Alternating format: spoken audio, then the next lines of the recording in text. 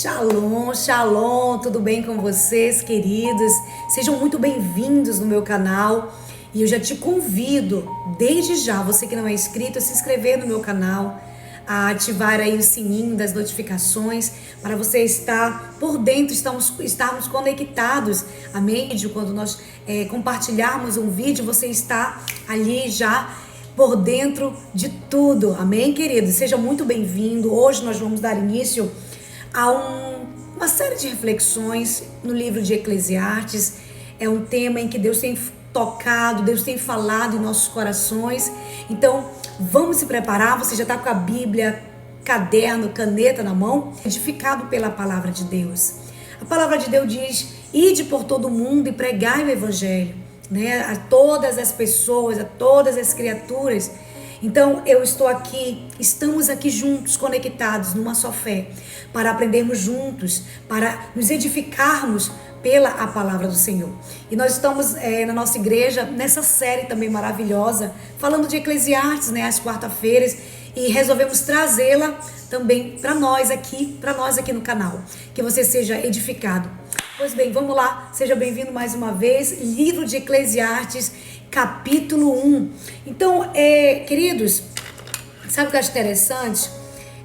Muitos teólogos dizem, né, que Salomão escreveu esse livro em um momento depressivo da vida dele, porque ele estava sendo um pouco negativo, né? Ele começa a ser muito ali depressivo nas suas palavras e tudo mais. Então, nós vamos tirar lições para a nossa vida. O que é que esse livro ele pode trazer para a nossa vida? E nós vamos ler aqui hoje, capítulo 1 de Eclesiastes, de 1 ao 11, tá bom? E nós vamos fazer reflexões e o que Deus quer falar conosco. Vamos lá então. Versículo 1 diz assim a palavra: eis as palavras de Coelete, ou pregador, porque a minha eu estou usando, tá, queridos? Aqui, olha, a versão King James, tá bom? Então ela vem com algumas palavras no hebraico, né, traduzido do hebraico, mas eu estou com uma também aqui diferente, tá certo? Na sua pode estar o pregador, que a gente vai entrar nesse detalhe mais lá na frente, tá bom? Então, eis as palavras do pregador Coelete, o mestre, filho de Davi, rei de Jerusalém. Que grande ilusão! E olha só, que grande ilusão, que grande inutilidade, nada faz sentido. Diz o sábio: que vantagem tem o ser humano em todo o seu trabalho, em que tanto se dedica debaixo do sol? Gerações nascem, gerações morrem, ou na sua deve estar gerações vai, gerações vêm, mas a terra permanece sempre do mesmo jeito. O sol se levanta no horizonte, ao fim do dia se põe depressa, volta ao lugar de onde se levanta para o novo dia. Os ventos sopram para o sul, depois viram para o norte, dão voltas e mais voltas e cessam no ponto de partida. Versículo 7. Todos os rios correm para o mar, contudo, o mar nunca se enche. Ainda que sempre se dirijam para o mar, para lá voltam a correr. Todas as atividades humanas geram cansaço. Nenhum ser humano é capaz de dar uma boa explicação sobre isso. Mas os olhos nunca se saciam de ver, nem os ouvidos de escutar. Versículo 9. O que foi voltará a ser, o que aconteceu ocorrerá de novo, o que foi feito se fará outra vez. Não existe nada de novo debaixo do sol. Ele fala. Será que há algo do qual se possa dizer, vê? De fato, isso é absolutamente inédito? Não, já existiu em épocas anteriores à nossa. Versículo 11. Ninguém se lembra dos que viveram na antiguidade. Não há recordações do que aconteceu no passado. E mesmo o que ainda vier a ocorrer de significativo não será lembrado por todos que vierem depois disso. Amém, queridos? Muitos dizem a autoria desse livro que é incerta, né? Muitos dizem que foi Salomão, e eu também penso assim por causa de algumas evidências o próprio livro, né, ele nos traz. Mas o certo é que ele se apresenta aqui como o pregador. O livro de Eclesiastes, querido, é um livro considerado o mais difícil pelos estudiosos, pelos teólogos e complicado da Bíblia, né? Esse livro foi escrito, como nós falamos, por Salomão, filho de Davi com Batseba, mulher de Urias, né? Você sabe que o primeiro filho de Batseba e Urias morreu antes dele completar ali 8 dias, né? Antes de ter o seu nome. Mas Deus, ele é tão misericordioso, Deus, ele é tão maravilhoso em misericórdia, que o segundo filho de Davi com Batseba, Deus, ele veio amar e Deus escolheu para ser o seu sucessor, o sucessor de seu pai, Davi. Quando Salomão, ele ocupa, querido, o reino, ele pede humildemente no seu coração que ele quer ter o quê? Sabedoria. Você já pediu para Deus sabedoria? Você pede para Deus o quê em suas orações, né? Então, Salomão, ele pede sabedoria humildemente, né? Ele pede isso para Deus. Ele quer ter sabedoria, além de riquezas, e Deus, ele dá além da sabedoria. Deus, ele dá a sabedoria e também dá muita riqueza, não é verdade? Então, assim, Salomão, ele teve uma vida, queridos, muito complexa, pois ele começa muito bem e termina muito mal na sua vida. Uma vida totalmente disfuncional no ponto de vista familiar. Ele teve 700 princesas, 300 concubinas, né? Isso tudo dá o quê? 1000 mulheres. Então isso é inimaginável ter tudo isso de mulher, né? Os pregadores até brincam, né? Você vai ver que se é difícil ter uma sogra, que dirá 1000 sogras, né? Então, os homens aqui sabem disso, não é verdade? Que estão aí escutando. Então, queridos, Salomão, ele escreveu 3 livros, Provérbios, Eclesiastes, Cântico dos Cânticos.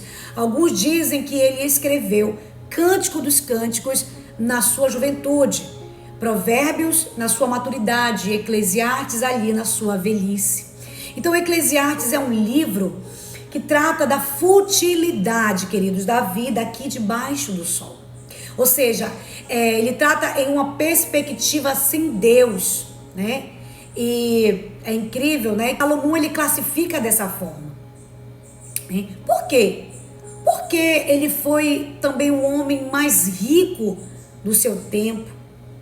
Ele foi o homem mais culto do seu tempo, né? E ninguém como ele, queridos, minha querida, viveu todos os prazeres da vida como este homem.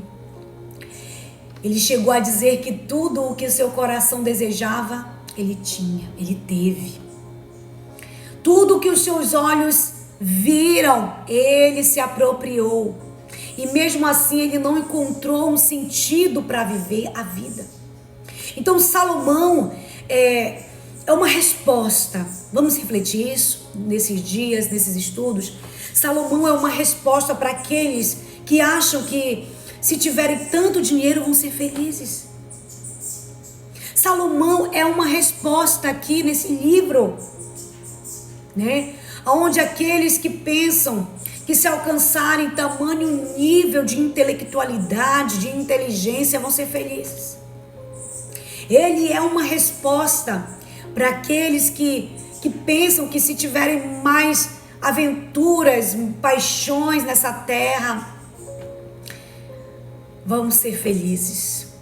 Ou se alcançarem o pináculo da fama, do pódio, vão ser felizes. Quantas pessoas pensam assim? Que só vão ser felizes se alcançarem isso que eu disse para você. Então Salomão, ele experimentou tudo isso. E ao fim de tudo ele disse, isso não passa de vaidade e vaidade. E falar em vaidade, você sabe o que significa a palavra vaidade, né? Bolha de sabão. Bolha de sabão. Vaidade, eu anotei aqui para você. A vaidade, queridos, no dicionário, ela significa, traduzida do hebraico, bolha de sabão, ou seja, só tem colorido, mas não tem excesso. É bonito, mas só é beleza. Acaba. Isso é vaidade. E no dicionário, é a valorização que se atribui à própria aparência. Ou seja, a vaidade é aquela pessoa porque você começa a achar que o mundo gira em torno de você. Então, a pessoa que é vaidosa ao extremo, ela acha que é melhor que os outros, que é melhor do que a outra pessoa. Então, a vaidade, queridos, é quando a pessoa supervaloriza a aparência. Ela supervaloriza a aparência. Ela acha que tudo é aparência. Tudo gira em torno dela, tudo é para ela. Eu sou muito inteligente, eu sou o mais lindo, eu sou o culto, o intelectual. Isso é vaidade. Querer ser reconhecido pelos homens, querer tapinha na costa, desejar o tapinha na costa, o abraço, o reconhecimento, os aplausos. Isso é vaidade. Isso passa, é uma bolha de sabão. Então, a pessoa espera reconhecimento. E Salomão, né, ele fala isso aqui para nós. Então, mas com todas as loucuras de Salomão, né, fez ele vai fechar com os seguintes argumentos lá no finalzinho do capítulo 12, no verso 13, que a gente vai ler, né, que ele fala que nós temos que temer a Deus. Olha o que diz aqui, acompanhe comigo, no capítulo 12 de Eclesiastes, no versículo 13, diz assim: de tudo que se tem ouvido o fim, teme a Deus e guarda seus mandamentos, porque este é o dever de todo o homem. Olha só, olha o que ele fala. Então esse homem, ele teve muitas experiências, ele viveu muitas aventuras, mas não encontrou sentido em nada disso, assim como muitos estão assim. E agora, a melhor maneira de ver esse livro é o testemunho dele. Olhando para as aventuras que ele viveu, as conquistas que esse homem teve. E o que ele disse no final? Teme a Deus. Você está temendo a Deus? Então ele nos aconselha, vamos meditar nesses dias. Teme a Deus. Não olha para as coisas terrenas debaixo do sol, olha para cima do sol. Ele disse temer a Deus porque o resto é bolha de sabão. Então aqui no verso 1, né, ele não se apresenta de forma clara, como eu disse, ele fala palavras do pregador. Então a palavra pregador, o hebraico, kohelet, significa mestre, professor, pregador, né, aquele que ajunta, enfim, são muitos significados vindo do hebraico. E a palavra eclesiastes vem da palavra eclésia, que é a grega. Eclésia, olha só, Eclesiastes grego. Então, pense bem. Então, Eclesiastes é como se fosse ali um pregador se dirigindo para a sua igreja, para a sua congregação. E a conclusão desta pregação é o final do capítulo 12, como nós lemos. Teme a Deus e guarde os seus mandamentos. Aleluia. Teme a Deus e guarde os seus mandamentos. Aqui no verso 2 ele fala vaidade, de vaidade, tudo é vaidade. Essa palavra vaidade, como nós falamos, não é somente a bolha de sabão, mas também a sopro, remete a vento, a uma coisa passageira. Note aqui, amanhã está, note que hoje está aqui, mas amanhã não estará mais. Você vê agora e depois desaparece. Vaidade de vaidade, é uma ênfase, é um grau, sabe, superlativo. Falado ali, vaidade de vaidade, é um sentido máximo, é um sentido pleno. E esse é o conceito secularista que ele apresenta, que tudo se vai, gente. Neste momento, entenda que tudo passa, que tudo vai embora, mas o que vai permanecer é uma vida com Deus. É a nossa alma. E como é que está a tua alma? Como é que está a tua vida com Deus? Pare para meditar. E aqui no verso 3, né, ele apresenta um conceito assim secular de trabalho, né? É o que ele está dizendo. Que proveito? Quanto eu vou ganhar com esse negócio aqui? Que proveito tem aqui? Aqui no verso 3, lê comigo, ó. Que vantagem ou que proveito tem um ser humano em todo o seu trabalho que tanto se dedica debaixo do sol? Ou seja, você não consegue usufruir tudo, então não consegue levar nada dessa vida. Você vai trabalhar, vamos trabalhar debaixo do sol, mas não vamos levar nada daqui. Então eu pergunto, o homem mais rico dessa vida quando morrer, quanto é que ele vai levar? Nada, querido. a pessoa mais rica da face dessa terra, ele não vai levar nada do que ele tanto trabalhou aqui, ele não vai levar nada com ele. Não há gavetas ali no caixão. Debaixo da terra não há mochilas, nada para guardar. Então, esse esforço, sabe? Ele quer nos mostrar que esse esforço que o homem faz é infrutífero. Depois que ele parte, depois que ele vai embora. E ainda ele fala mais, quem não estava com ele, trabalhando com ele, quem não ralou, quem não suou a camisa, é quem vai desfrutar de tudo isso. Você não vai levar. Quem não ralou a camisa com você, quem não estava com você, é que vai usufruir disso. Então nós não vamos levar nada. Atente para o Senhor. Olhe depois do sol, não abaixo do sol. Então o Eclesiastes, querido, ele apela muito para isso. A cultura do ganhar e do ganhar. Né? Essa cultura do ter e não usufruir nada de verdade.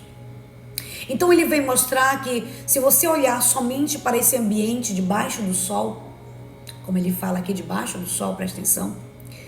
Se você olhar somente para isso, o sol ele não passa de vaidade, não passa de bolhas, de vento. Isso é muito pequeno para o que Deus tem reservado para mim e para você, aleluia. Então vamos ler o verso 4. Olha o verso 4. Gerações vai, gerações vêm. Na minha está, gerações nascem, gerações morrem. Mas a terra permanece sempre do mesmo jeito. Olha só. Todas as gerações enfrentaram as mesmas batalhas. Você concorda? As mesmas lutas, os mesmos dramas, os mesmos pecados, guerras, anseios. Geração vai, geração vem. Todas. E você vai ver do versículo 5 ao 7. Vamos ler? Do versículo 5 ao 7. O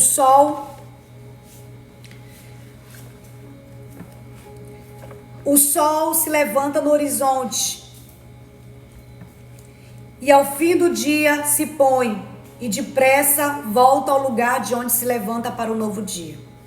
Os ventos sopram para o sul, depois viram para o norte, dão voltas e mais voltas e cessam no ponto de partida. Todos os rios correm para o mar, contudo o mar nunca se enche, ainda que sempre se dirijam para o mar, para lá voltam a correr. Queridos, a rotina do sol sempre será a mesma, você concorda comigo, né? Mesmice, monotonia, sabe? Tudo monótono. Um movimento repetitivo, igual a vida. É um movimento igual à vida debaixo do sol. É assim a nossa vida debaixo do sol. É tudo repetitivo. O vento é a mesma coisa, ele quer dizer que os rios também é a mesma coisa. Mesmice, gente. Sabe o que ele quer dizer com isso? Que se você tirar Deus da sua criação, ele nunca refletirá a glória dele. Se você não põe Deus na sua vida, se você não põe Deus em primeiro lugar na sua história, no seu casamento, na tua família, tudo vai virar uma rotina sem sentido, monótono, chato, mesmice.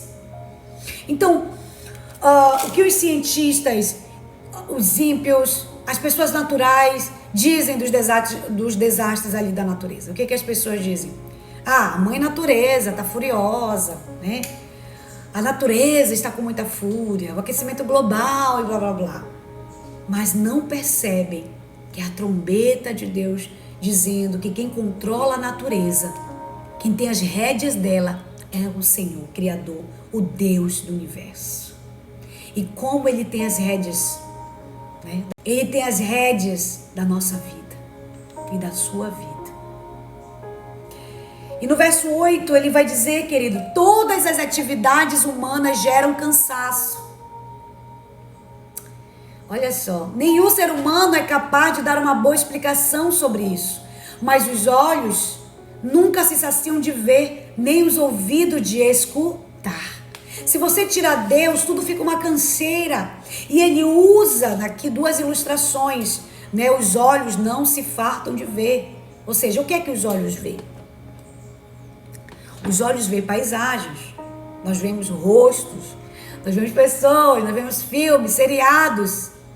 Nós vemos tudo isso e muito mais.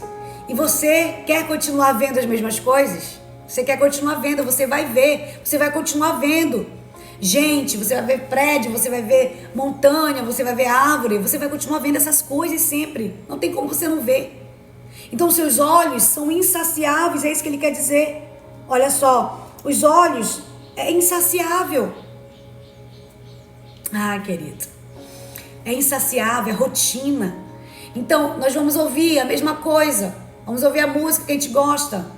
Quando você vai ficar satisfeito de ouvir uma música que você gosta? Nunca. Jamais. Você vai ouvir sons, ou barulho de pássaros, o barulho da chuva, que delícia. Sabe o que ele está dizendo? Que essa rotina nunca vai acabar. Leia do 9 ao 11, o que você foi voltará a ser, o que aconteceu ocorrerá de novo, o que foi feito se fará outra vez, não existe nada de novo debaixo do sol. Não existe nada de novo debaixo do sol, gente. Será que há algo o qual se possa dizer, vê, de fato, isso é absolutamente inédito? Não, já existiu em épocas anteriores à nossa, ninguém se lembra do que viveram na antiguidade. Não há recordações do que aconteceu no passado. Queridos, nascimento, crescimento, maturidade e morte, isso é uma rotina normal. Normal, né? Essa é a rotina normal. O correto é esse, mas tem pessoas que, claro, nasceu ali, tem pessoas que nasceram prematuros, mas a rotina normal é nascer, crescer, a fase da maturidade e a morte, a velhice e a morte. Ter filhos, a gente casa, chora, sorri, nós perdemos, nos alegramos, nos entristecemos. Essa é a rotina do ser humano e ela segue adiante, não muda. Então as atrocidades, as maldades, né, só ganharam ali mais requintes na realidade. Algo ficou só mais, digamos que mais chique, mas sempre aconteceu. As guerras sempre estiveram, sempre teve guerra. A primeira morte foi ali, Abel e Caim. Sempre existiram conflitos nas famílias. Entre irmãos, José e seus irmãos. Sempre existiu. Só que hoje em dia tudo ficou mais requintado, mais, digamos que chiques, né? A maldade, hoje em dia as guerras são filmadas com celular, com filmadora, tecnologia. Então, se ficar apenas debaixo do sol, tudo será uma confusão, uma rotina, uma bolha de sabão. Mas tudo é a mesma coisa. É isso que ele quis dizer aqui das gerações, né? Então, queridos, temos que dizer isso. Nós temos que dizer isso aqui para as pessoas, nas escolas, no trabalho, nas faculdades. Tudo que o homem fizer debaixo do sol, sem Deus, é tudo em vão. Fale isso para os seus familiares. Fale isso para os seus professores. Tudo que nós fizemos aqui debaixo do sol, se nós não olharmos acima desse sol, que existe um Deus, um Criador que nos olha, que nos contempla, tudo será em vão. Tudo é perda de tempo. A vida não terá propósito. Sim, querido. Eu quero dizer algo para você. Sim, a tecnologia, ela é fascinante. Ela é fascinante. Os computadores mudaram de lá para cá, os celulares, tablets, tanta coisa, né? A medicina de alto porte e tudo mais. Mas ainda assim, a nossa geração vive as mesmas angústias, e até piores. Até piores. Né? Mesmo drama, mesmo vazio, carência, depressão, vício, droga, isso não preencheu. Não, nada das tecnologias maravilhosas preencheram o vazio do ser humano. O homem continua correndo atrás do vento, debaixo do sol, continua atrás da bolha de sabão, que vem e esponca. No verso 11, ninguém se lembra dos que viveram na antiguidade. Não há recordações do que aconteceu no passado, e mesmo que ainda vier a ocorrer de significativo, não será lembrado por todos que vierem depois disso. Queridos, sabe o que ele quer dizer aqui no versículo 11? Não adianta se achar, não adianta eu me achar a última bolacha do pacote ali. Porque ninguém vai se lembrar quando eu morrer. Não adianta você se achar tanto, pois ninguém vai se lembrar quando você morrer.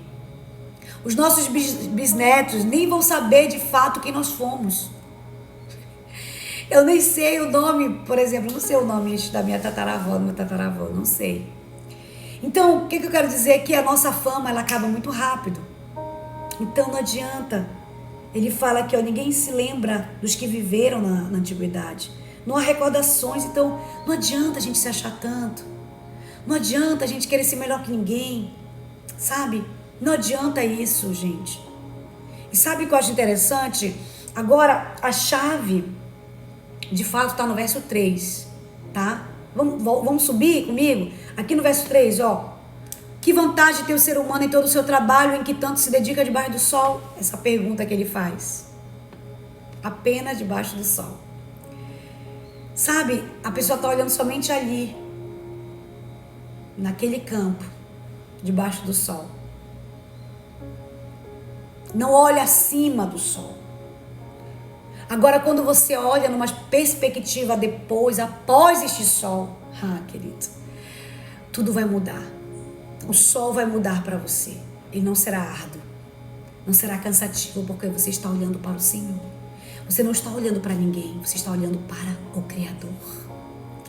Então, tudo muda. Nós temos que olhar para Ele, nós temos que viver por Ele, para a glória dEle. E não vamos ver a vida assim com tanta chatice e monotonia. Eu te garanto, esse homem bem aqui viveu todos os prazeres da vida dele. Ainda assim, ele disse para nós, lá no final, teme a Deus. Ele quis dizer, eu vivi muita coisa, mas eu não encontrei um sentido nessas coisas que eu procurava debaixo do sol. Então, se você olhar após o sol, você vai acordar feliz, você vai acordar querendo falar de Deus. Você vai acordar animado para falar dele, você vai acordar animado para trabalhar sim, você vai acordar animado para sair com a sua família. Acordaremos animados, o nosso trabalho não será assim fadigante se nós olharmos para o Senhor. Aleluia. Querido, isso é maravilhoso. Então, tudo é repetitivo debaixo do sol. Então, não espera reconhecimento. Vaidade, como eu disse, esperar reconhecimento, não espere reconhecimento. Então, que neste momento você venha ser tocado pela palavra do Senhor. E ele fala aqui, né? O pregador está pregando. Ele teve experiências na vida, mas tudo foi cansaço, tudo foi correr atrás do vento, tudo foi correr debaixo do sol, tudo foi fadigante, tudo foi em vão. Que o Senhor abençoe você. Não se esqueça de se inscrever no canal e de compartilhar esse estudo maravilhoso, essa reflexão em Eclesiastes. Shalom e que o Senhor abençoe a sua vida. Até a próxima, viu?